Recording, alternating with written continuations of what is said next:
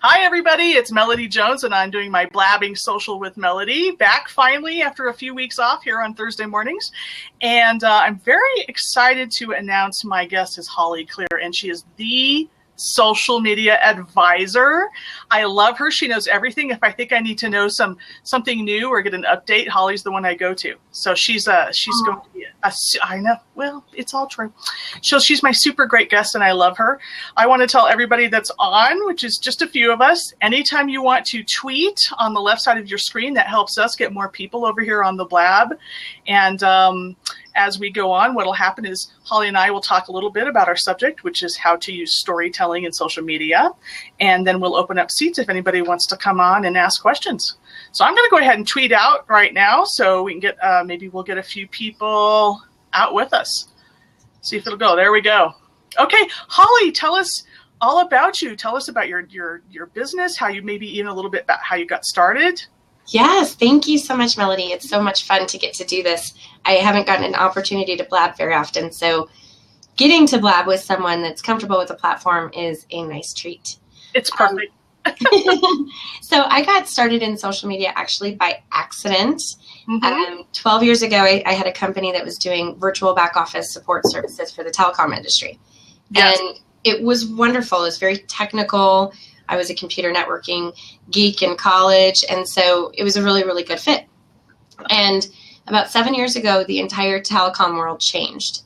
Cloud computing came out, and the companies needed to change their processes a little bit. And so bringing some of their processes back in-house and not outsourcing as much to outside vendors. And my team supported 38 agents all across the United States. And overnight, it changed, and systems changed, order processes changed, audits changed, and we kind of needed to re-energize ourselves with something new. And so one of my existing clients came to me and said, "You're doing all this stuff on LinkedIn. Do that for our business." And so it just sparked, and it went from a company that was just my husband and myself 7 years ago to now we have a team of people doing support, and we interact and co-op with all sorts of different companies, social media companies, website designers, SEO people, everyone that has their own specialty and specialty niche, and we like to collaborate on opportunities. And so that's the idea, is to try to help people grow their business, very much like how you do, and then teach folks how to incorporate practical processes into their social media so that way they can either manage it themselves or bring on team when they need to. I like that word, practical. There are ways to handle social media so it's not so overwhelming. Yes. I know that we've talked about that frequently and with our colleagues as well, that it can be done. Here we are. We're actually living examples of you can handle a large volume of social media effectively and with practical purpose and with procedures in place. Basically, there's ways to handle it. So it sounds like you can help people figure that out or do that for them. Yes, absolutely. And I know, so you were an early adopter onto LinkedIn, and yes, it was so much fun. I'm trying to remember I was not an early adopter on there. I knew about it vaguely, but I didn't know I was not an early adopter.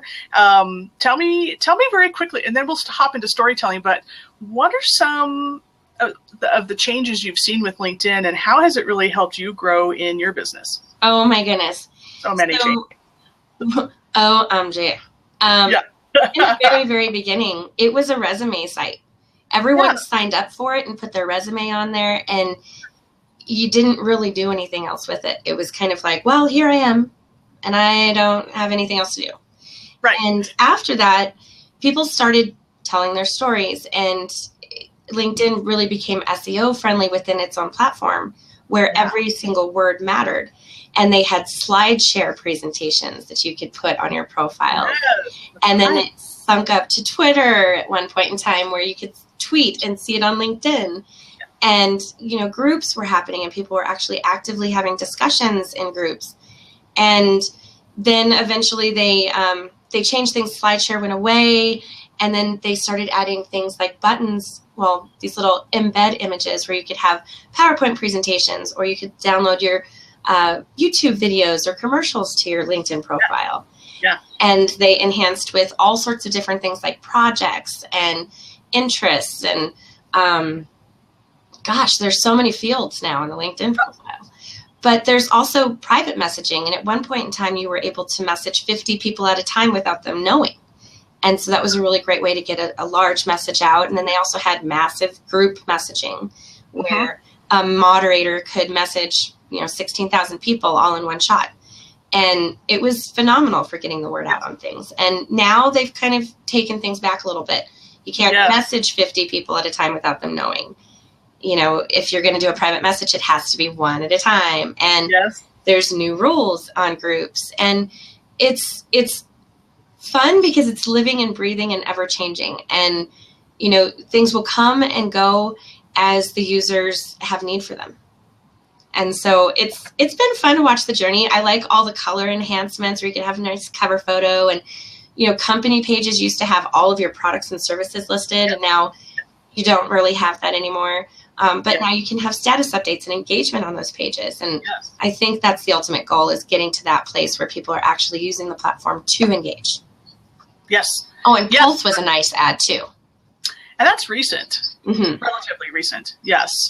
I've been on there more myself because I realized I needed to be a little bit more active on there, but I like it because the engagement opportunities are better than they were. And I guess that's why I'm back on there now more than I was, because I get clearly that's what I actually enjoy, is the engagement piece. And it was kind of hard to do that before, and now there it is. So I guess that'll draw me in. So thank you for that. I know I kind of threw that at you, but thank you so much. Oh, I can roll with the punches. And one of the things I know you excel at and that you talk about on behalf of yourself and your clients is storytelling in social media. So maybe tell us, what do you mean by storytelling in social media? That's a great question. And it's a misconception, actually, that people have with their profiles. So when you have a website, you've got your nice little About Us section. And, we've been established since 1979. And here's a little bit of information about our owners. But what does that actually say about what you do, the pain points that you solve, and the demographics that you target and support? It says absolutely nothing.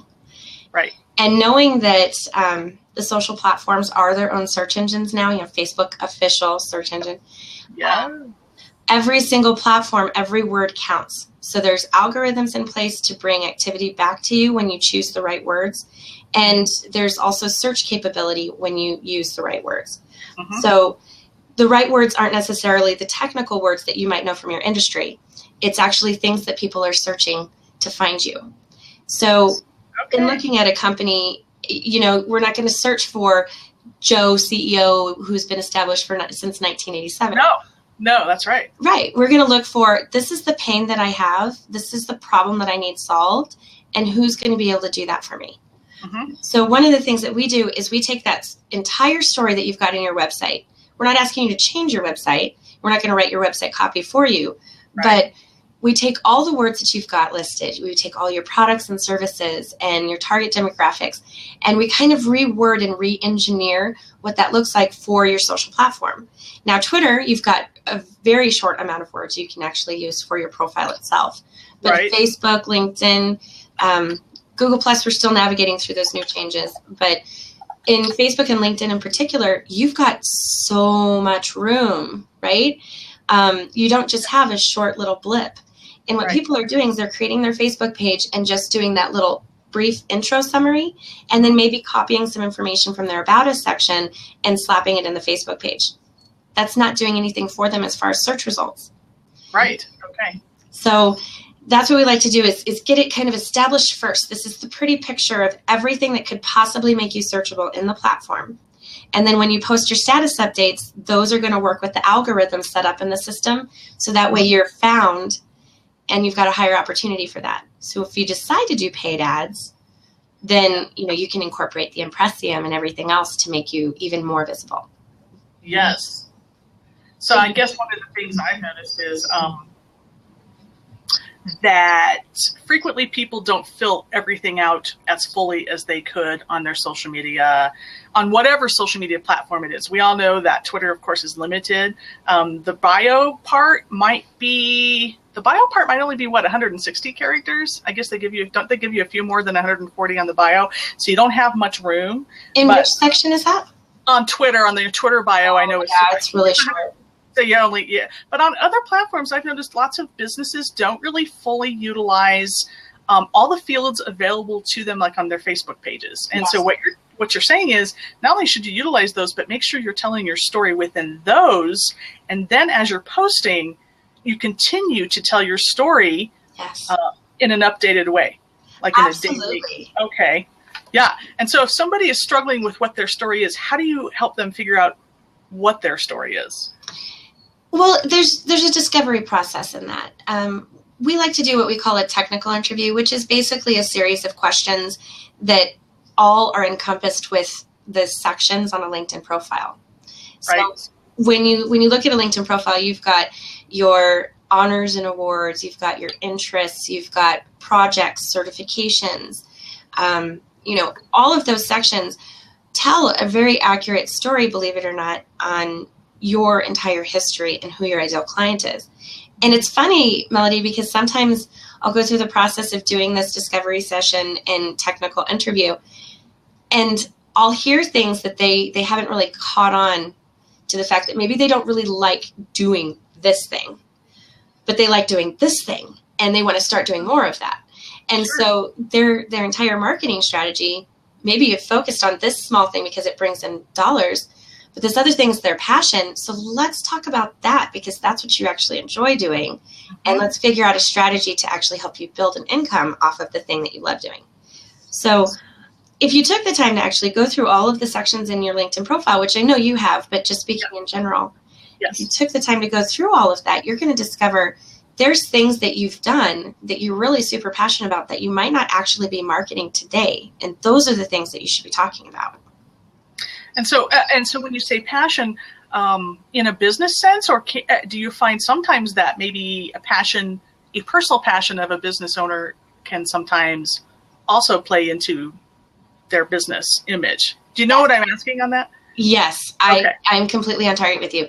Okay. There's something amazing about entrepreneurs and owners of small businesses. They have a lot of drive to get things done and to build their business to something successful. Yes. And because of that drive, there's a huge passion behind what they do every day. They live, breathe, and sleep this thing, right? This widget or this service and their customers.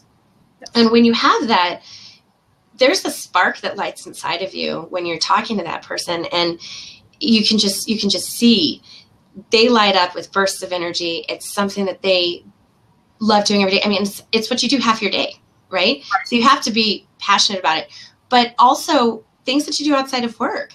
You're a writer, Melody, and that's part of what you do for a living, but it's also part of what you enjoy doing for fun as well. Yes. And so with that, you can easily cross-market that because it's your personal brand that you have passions about things, and that personal brand is what people like. It's that like, no, trust. I like Melody because of X, Y, and Z. Right? Yes. Weren't we just recently talking about what makes us unique and what makes us unique? Yes. And so we are talking, as you know, a few of us are like struggling with what makes us unique. It sounds to me like maybe what makes a person or a business unique is what they're passionate about. Their passion is the differentiation. Yeah, exactly. There's a question here. Yes, I was just going to say we have a question. I was going to go back to that. And how do they work? Really asked, can you define algorithms and how do those work?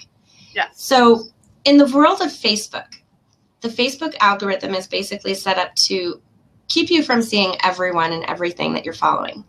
That sounds kind of crass, right? Because here I'm in a social media world. I'm here to socially engage, but yet you're not giving me the opportunity to do so all the time. So let's say I have 500 people that I'm connected to, and I'm following 100 pages. I might only see status updates from 30 to 50 of those people at any given time, and maybe an occasional update from a page. Yes. Now, when I have chosen to not like, comment, or share on someone's status update, they're going to go into this little algorithm loop, which means that they're going to fall out of my news feed, go into this little circle where they're invisible to me unless I choose to engage with them. And then they're going to pop back around and I'm going to see an update from them. Mm-hmm. At that point in time, if I don't like, comment, or share on their post, they're going to go back in that same loop. Yes. Same thing happens with pages.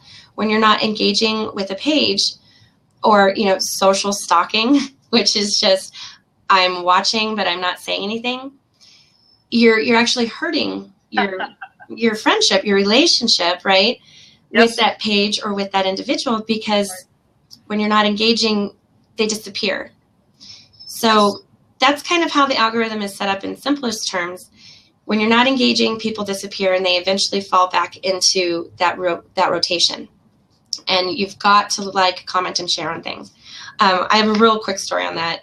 Oh, perfect. My parents, they have the Facebook account, right? Oh, yeah. Yes. And so they social stalk. And so my mom will get on and she'll say, okay, so, I got the email from your messaging with your friend on the Facebook, and, right. Mom, it's not an email. It wasn't sent directly to you. Well, can you ask Ian not to send me that? He didn't send it directly to you, Mom. You were getting an update on comments. Let's change your privacy settings and your notification settings. Right. But with that, she'll say, you haven't done anything for a while on the Facebook. The Facebook. Aren't you on the Facebook? The Facebook. You're on the Facebook. Right. Or the book face thing, right? I think so. So you haven't sent anything for a while to me from the Facebook. Well, Mom, it's because you're not engaging with me. You're just stalking me, and I'm going to fall out of your feed for a little while until you engage with me back. Well, what does that mean? You got to like my picture of our daughters, Mom. Yeah, I know, and you know how you love your granddaughters. You know how you could show that on the Facebook. Follow me on the Facebook. Give me some love. I can say this because he's never going to see it. My husband's old boss, a few years ago said, so are you on Your Face? Your Face, and we're dying. I'm like, he called it Your Face. I loved that. Your Face. I've never forgotten. On Facebook, he's like, Your Face? Yeah. No, none of us are on that one. My husband says the tweet face hoot deck. Yeah, that's exactly right on. Yep, that's the one, honey. Oh my goodness. Well, that's funny. Thanks for explaining that. That is a really great way to talk about what's happening when you realize. I think people realize over time they're not seeing postings from pages that they like, and they don't really understand why that is. And so I know it's important for us to educate our clients and our fans that are on these pages that if you want to see these more often, you actually, we would like for you to comment and like and interact. Yes. And besides, we want to hear from you. But if you do that, you'll see what we have, our offers and the things that we're talking about more often. And let's talk about organic. Let's talk about what that means for organic reach. We love to hear that phrase, organic reach, and how it's hard to get. And it all relates to the algorithm question. So what's your take on that? How does somebody get organic reach? Well, organic reach has everything to do with that whole engagement component for me. It's not me investing in some sort of a paid campaign to where I've got a means to an end. I don't buy likes. I don't buy groups of likes. I actually have a horror story on that. I was working with an author who she had 12,000 likes on her page, and overnight she went from 12,000 to 3,000. Well, Facebook will delete them, I've noticed, eventually, right? Yes. Well, they do go through and they'll clean house and get rid of fake accounts, and also platforms that are selling likes. Yes. But in this particular case, this company was shut down and all of those accounts were removed. They were all robots. So her analytics as far as engagement were almost zero. Of course they were. They weren't real. Right. And she's so frustrated. I need to invest more in Facebook in order to get this, activity and engagement. And Well, no, you don't. Just don't buy fake accounts. And, she spent $1,000. Wow, to that company that did that. That's just... Yeah. So, it was absolutely devastating. But with it, it's not necessarily about the number of likes that you have on your page. It's more about the amount of engagement. Do you have relationships that you're building? Because this is a relationship management tool. That's right. It actually brings me to the question that someone asked. Yes, we have a couple over here. Mm-hmm. What is the difference between social media and social marketing? Mm-hmm. And so social media to me means relationship management. I am on this platform to follow and engage with different pages and people that I'm interested in or have similar interests as I. Mm-hmm. And when I get to know them, it builds that know, trust. But then we actually have a relationship. Now, social marketing is promoting your product or service, and that also incorporates ad campaigns and different things like that, where you've got a strategy behind the dollars and cents that you're investing in a campaign. I like that. I like the difference between those two. Thank you. That's excellent. That's excellent. And how, another one from this person that did you call him Dave? Yes. Escape the Echo. Okay. How is your story altered by how you respond to customer comments? I want you to include the negative stuff in there because, it relates so much. Oh, yes. This is a hot topic. We actually talk about this frequently. Yes. So how you engage, you've got your personal brand and your company brand, right? Well, if you're responding on behalf of your company to a customer complaint or a bad review or something like that, right? How you respond makes all the difference. We live in a very entitled time right now where everyone really loves their opinion being heard. Yes. And, I'm not wrong, you are. And no matter how incorrect the customer could be, you don't point it out. Sorry, you just don't. The best thing you can do if there's some sort of complaint or something negative is respond with honey, something positive, right? Because you can turn a negative interaction into a very positive one, which in result might make a lifelong companion or customer of yours. That's right. Because how you choose to respond makes the world of difference. Now, if I respond negatively, guess what that person's going to do? They're going to tell the 15 people that they know, who are going to tell the 15 people that they know, and then there's going to be reviews on Yelp and Google Plus and everywhere else. And why risk that? And here's my other thought is not only is the person that you responded negatively to actively telling other people, others are watching you. And I think business owners aren't paying attention to the fact that others are watching how you respond. It's social media, it's public. So how you respond, if you respond negatively, you just did that yourself in front of all your potential fans that like your page or your account, whatever it is that you're on. And so they don't even hardly have to go out and be negative. You just did that to yourself by your public response. Yes. And I've seen many a breakdown, many a example of a negative response just spiraling out of control, and the negative publicity just isn't worth it. And so respond publicly, that's what I know, and then say, hey, let's have more discussion. At least that's what's worked with me, and I'm sure you as well. Let's have more discussion. Here's I'd like to contact you personally. Yes. And so if you say that, people love that. Yes. Well, and I even saw there was a restaurant that got a negative review from someone, and by reading the review, they shared their entire experience, and gosh, that was a really bad day for that restaurant. Yes. They were that detailed. Wow. Yeah, based off of, I walked in and, from start to finish, it was a long story about this engagement. Well, the restaurant responded with, well, you've not given us the opportunity to try to make things right because you didn't even talk to management before you left. Whoa. Hold on a second. You're attacking me because I'm telling you about the experience that I had and trying to, point it out to you that let's make things right. After 57 comments back and forth where the restaurant was condemning their customer and the customer in return became defensive. Of course. It didn't end well. And then there were a lot of other people who were following the page of that restaurant who had a positive experience and said, I will never eat there again, commenting back on this thread. And I actually took it upon myself to privately message this page and say, you know what?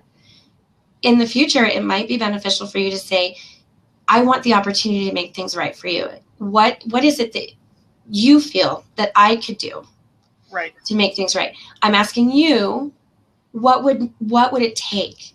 And I'm going to go above and beyond to make that happen. Now, they don't have to respond to that, but I guarantee you they're going to pause for a minute. Mm-hmm. I want that opportunity. I don't want to have that 57 comment exchange where now I'm having to moderate bad words. Right. So, yeah, it just makes a world of difference. So thank you for asking that question. Well, so the story that restaurant just told was the kind of restaurant I don't want to go to because they didn't hear me. They're not going to hear me there. I don't care how good your food is. Your story that you just told on social media was a highly negative one, and you have lost my business, and I've never been there. Forever. Yeah, that's it. I have forgotten you now, and so goodbye. Yeah. So I love that. That's oh my goodness, yes. I've seen a few. So that's a great example. And can you post too much content? Yes, you can. I think so too. On certain, especially on specific platforms, you really can overdo it. Yes. Okay. So it is kind of a pet peeve for me that Twitter, we have to post so much. Mm-hmm. But let's just use a good rule of thumb here. I've talked to different business coaches and keynote speakers and everything else, and organic activity, which doesn't necessarily look all planned out, is good. So if you're feeling in the moment, go ahead and post. But if you're scheduling 5 times a day in Facebook, there's people who are for it and people who are against it. And I'm just going to say, here's my fence that I'm sitting on. Yes. If it's working well for you, great. I hope you're not losing followers. But if you are losing followers, you might want to reconsider tailoring that back just a little bit, maybe to 1 or 2 posts a day, because of the fact that those people who are actually engaging with you, it's not necessarily that you're trying to reach out because of the algorithm. Right. The people who are actually engaging with you aren't really going to want to engage with you 5 times a day. Right. That's true. You know who that 5 times a day and more works for is Kim Garst. She's a for those that don't know, although I think all of you know. Fire hose. I'm seeing that all over. She posts, I think, every time I'm on Facebook, and I'm on a lot because this is what I do for a living. There's something from Kim Garst on there. And I think for her, posting 5+ times a day works for her particular brand. But she is 1 in a million that works for. I think that most of us would be doing ourselves a disservice, and actually engagement goes down. I've seen a couple of studies. Engagement goes down at over 3. Yes. I actually did a study this summer on my page, because I ended up merging some pages and lost some content. I wanted to. Oh, I remember. Yeah. Oh, okay. Yeah, let's not relive that. But if you ever have to merge pages, here's your expert. I've got some advice for you there. Yes. But so I did. I was posting 3 to 4 times a day, every day, and I did run tests, and my engagement it totally plummeted. Okay. And it's not that the page was hidden. It was just that people were done seeing a post from the social media advisor all the time. Yeah. And so with that, then I changed everything to once a day, and then posting organic real-time things as they're happening, and engagement totally increased. Perfect. Yeah. Exactly. So, but in the Twitter world, if you are only posting once a day, you're hurting yourself. Yeah, nobody's seeing you. It's just not enough. There's a lot of noise on Twitter, as we know, and so you have to be very conscious and strategic about how often you're posting for that reason. Is on social media in general, the noise is big and loud right now. Doesn't it feel bigger and louder than ever before to you? Because it just does to me. It just feels like a lot going on out there. So how stand out in the noise, There's a lot of noise, and then there's a lot of stuff that the media is pushing out there as far as tragedy, which brings up that next question. What's the best way a company reacts on social media when there's a national tragedy? This is delicate because I truly believe it's a living, breathing thing as well. Yes. How you respond absolutely has everything to do with what happened and where it is, right? I agree with yes. You might address some tragedies and you might not address others. I think this sounds awful. This is going to sound awful. It's a per tragedy basis, but that's the truth. Yeah, that's a really good point, Rachel. Sometimes you just stop posting for a bit. Mm-hmm. Or you stop posting and that's what you do. I agree with Rachel too. Yeah. Mm-hmm. And it's true. If there's a tragedy and at a school that maybe is part of my community, personally on Facebook, I might be talking about it. Mm-hmm. Professionally, not necessarily sure I want that part of my brand, unless there's something that really stirs the company brand to promote something for that incident, Yes. Domestic violence is something that I'm personally very passionate about, and something in 2016 we're going to be promoting some domestic violence awareness stuff. Mm-hmm. But we're very, very delicate about it because it's a difficult topic, and so you've got to be very careful, and then you have to promise yourself not to be too political or too opinionated. Mm-hmm. You don't want to share a tragedy and then point out the faults of others, because again, that goes back to that whole, what do you really want your brand to look like? Mm-hmm. Now, if you are a political organization, you got to be careful not to slander others. Mm-hmm. Plagiarism is a big thing too. Don't own something that you don't actually own, and or stake a claim on it. Right. But yeah, I think seriously, if we kept a lot of our political, religious and sexual beliefs off of any of our branding, that would probably be the best thing for any organization. Right. And on a personal level, if we kept that out of that world as well, because at some point in time, every single thing that you share on the internet is going to be visible somewhere, because it's the internet. Deleting it doesn't work, people. Yeah. There's lots of servers, right? There's no delete. There's no delete. I just posted that recently, and I'm like, there's no delete. I don't know why you think there is. You just hid it. Yeah. Only from your eyes and your own mind. You didn't hide it from the rest of the world. Absolutely true. The internet's memory is that of an elephant forever. Yes, Rachel. Forever. The memory that never stops. Dang it. There was a question you had asked too, Rachel. Do you tell a different story on different platforms? Yes, you can. Absolutely. You basically need to do in your marketing, you need to do whatever you're most comfortable with. Now, there's two theories on that. One, you could say, I know for a fact that my followers right this second at 10:34 a.m. have their Facebook open, their LinkedIn open, their Twitter open, their Google Plus open. No kidding. Your particular followers are busy right now. This is an imaginary. Oh, okay.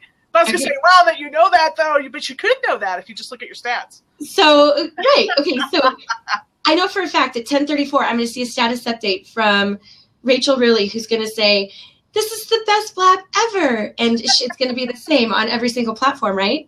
Yes. Well, because I know that because I'm sitting on the platform and I'm looking at her status update. No, nobody's on all the platforms at the exact same time. And especially in the Twitter world, you can post a variety of different things, and most of your audience isn't going to see it unless they're subscribed to follow you, right? That's right. So you can post something very similar in multiple platforms, but in some cases, you want to kind of tailor your story to the platform that's there, right? So I'm not going to share a 500-word post that I might share in Facebook in Twitter because it's going to cut off. Right. So obviously, I'm going to make that story a lot shorter and maybe give a link to something else. Mm-hmm. There are folks that are passionate about changing the story for every single platform, and it's really to each your own. And if it's a system that works great for you, awesome. But I guarantee you that everyone who's in your audience is not on the same platforms, nor seeing all of your updates at the exact same time. So reach them as you see fit. Yes, I like that. And we have. Dave here has lots of great questions. Hi, Dave. You wouldn't tell contradictory stories correct. They would need to blend together. I'm sure your story needs to be cohesive in some way. Here, I'm going to star you and say, hi, yes. Contradictory stories, yes. I would think they must cohese in some way. Yeah. Of course. I'm not going to share this picture about something and have it be completely opposite somewhere else. That's right. Yes, that's right. Unless I'm trying to stir the pot, which we all know that there are people that do that. Yes. I'm really not one of those. I just want to laugh and be funny and share puppies and stuff, you know. Yeah. You know. Cute puppy. So I'm going to open a couple seats. Rachel, I expect you to hop on here. Yes, that would be great. And Dave, do you want to hop on? I'll open a seat. Hi. I'm gonna move my. Oh, your hair really is way different. I'm going to do this. I know, right? Cute. It is. Different. That's different. Easy.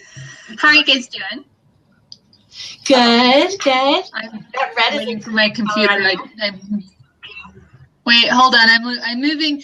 I know you can see me, but I'm like moving my computer. There we go. Now I can see it. Yeah. So you guys are awesome, by the way. I love this topic. Oh, thank you. It's very cool. I just almost didn't even consult Holly. I said, what do you want to talk about? These things? She's like, I don't know. And I said, well, you are. Because I knew I love it. Well, and I think I know, we all hear about it all the time. Everybody hears all the time, storytelling, tell your story.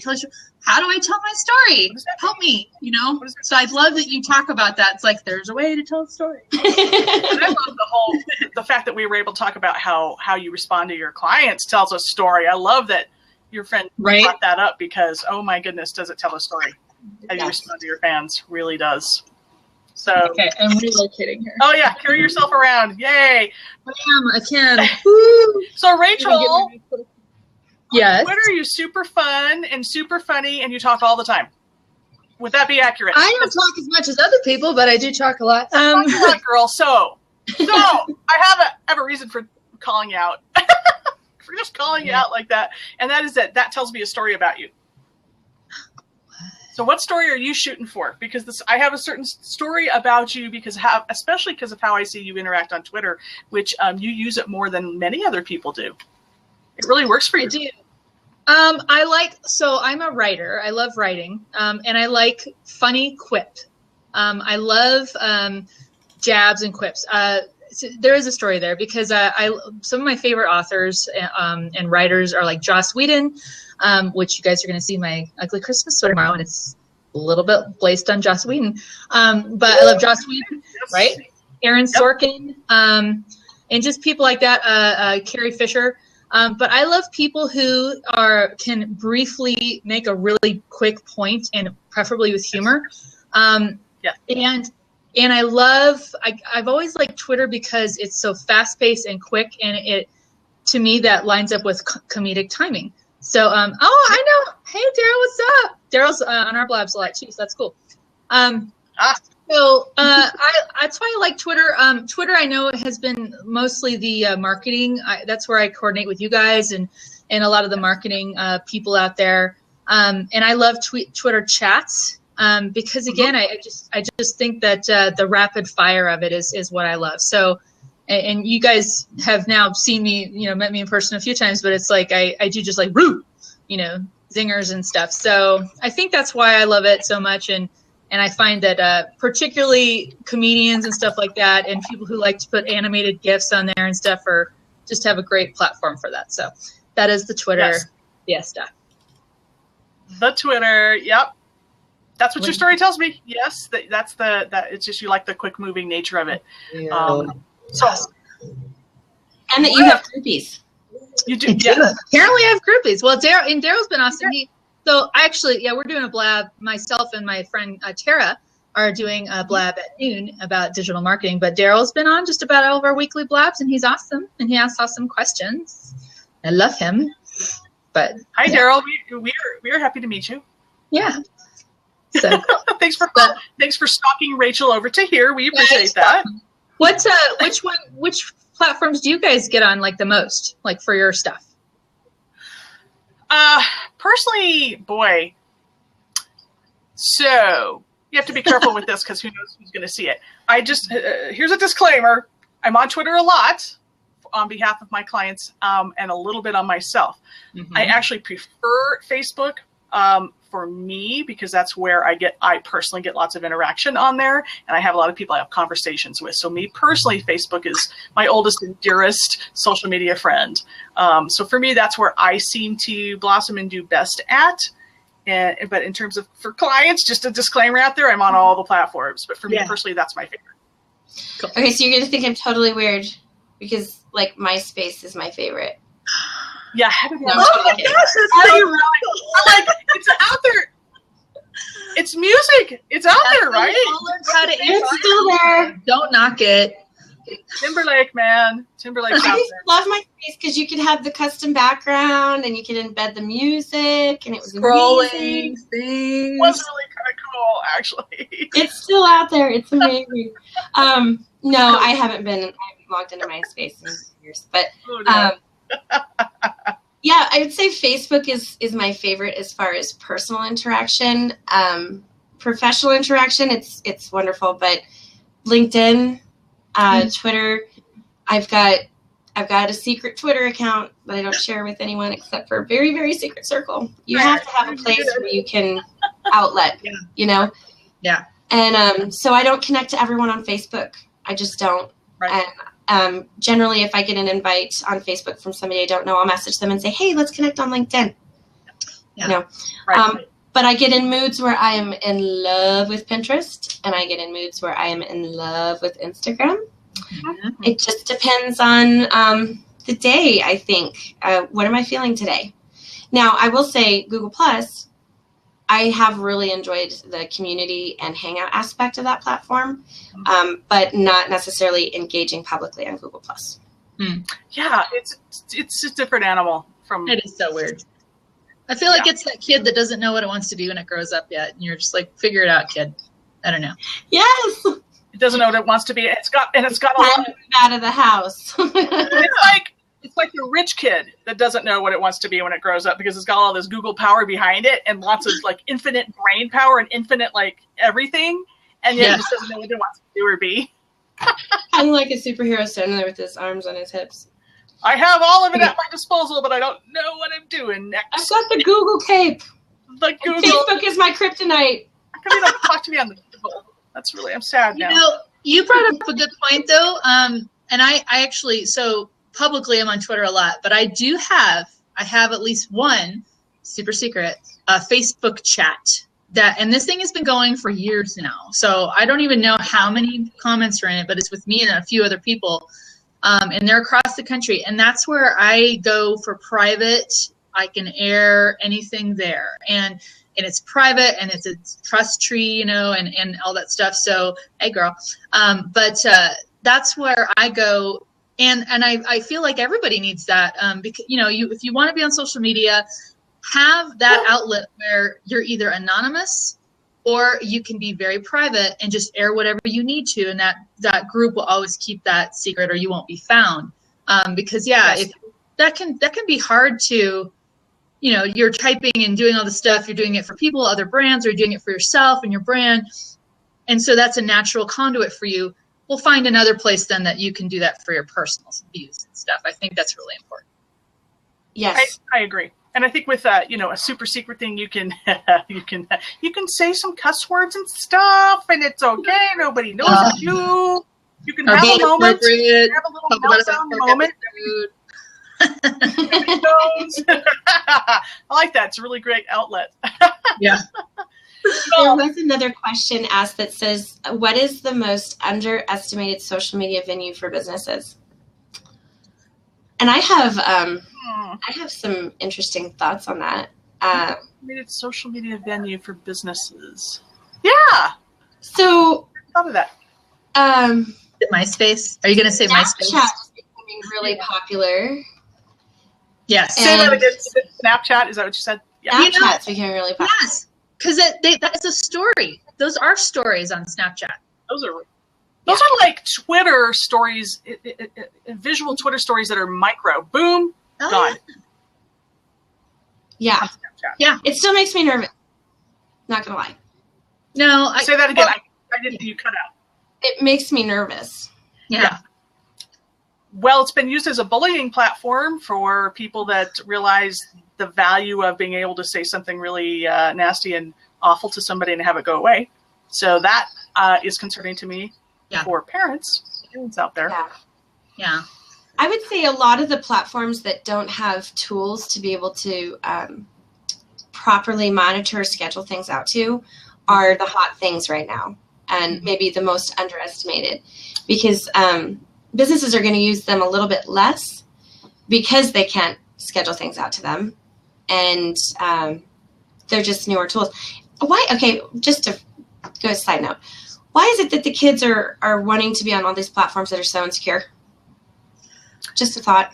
Just because they're kids. Do you think it's because they're hoping, and I'm just speculating, do you think they're hoping that if mom or dad ever gets hold of their device, they can hide it or delete it or whatever? You know, if it's temporary, it's like, whatever, I can just download that somewhere else. I get, you know, I have little kids too, but I've offered to do some coaching at my kids' school just to let parents know. I think the best way parents can deal with kids being on social media is let them watch you be on social media, you know, and if you take a video of the family, and my son will be like, hey, put that on Facebook, Mom. I'm like, you know what? No, I'm actually not going to put this video on Facebook, and here's why, you know, but I agree. I think it's kids are, you know, especially with younger and younger kids getting smartphones. Did you guys see that report like last month that said as young as 5 parents are getting their kids a smartphone? 5. 5 years old. No. 5 years old. My kid is still wet in the bed at 5, and you're going to give him a smartphone? I don't think so. Sorry. No. No.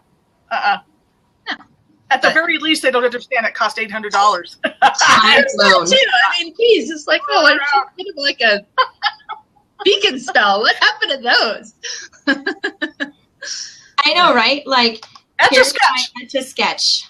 Love my Etch-a-Sketch. Pyrograph. Light-Brights. Remember those? Or am I older? I'm probably dating myself. Light-Brights. Oh, I love it. Anyway, so we're veering off. We're telling some of our own stories. No, but it's part of storytelling. Here, people are learning more about us. Yay!